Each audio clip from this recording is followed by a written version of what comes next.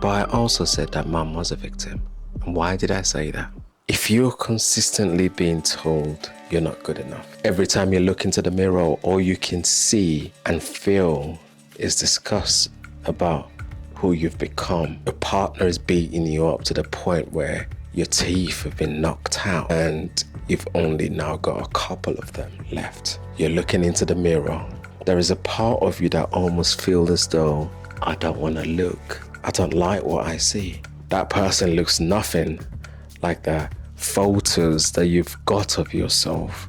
And there is another part that you have to balance out as well. It's the people that are consistently telling you this is not good enough for you and you shouldn't take this.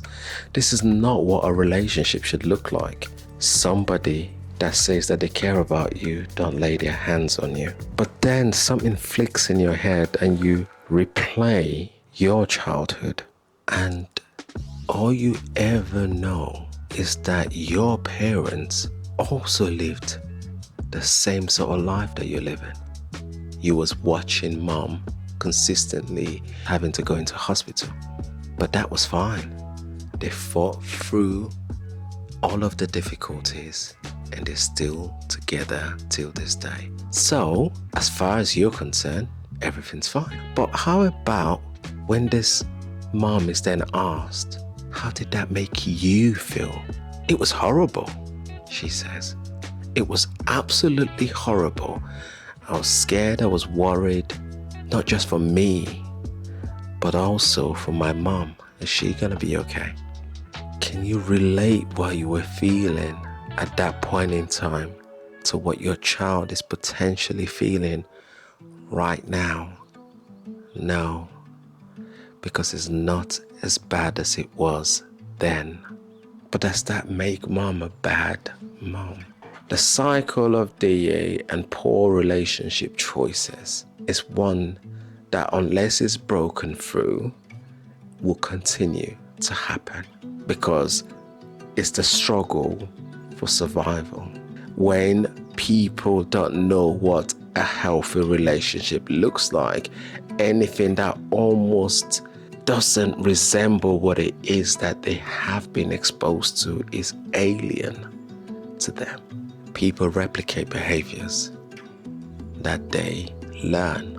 So you can kind of almost see where people become desensitized to what it is that their children are experiencing, because for them it was a lot worse. And this is the thing. If unhealthy relationship is the only thing you've ever known from your childhood till now, the only comparison you've got is what you've been exposed to, then how do you break that? For some people, you're left with two choices. If you grow up in a household where DA is the order of the day, you become either a perpetrator or a victim. You either want to attack and strike first to assert your dominance, or you withdraw and hope that it goes quickly. And in this instance, mom appeared to have chosen the latter. But some people would argue that the children shouldn't be there in the first place, and I get that.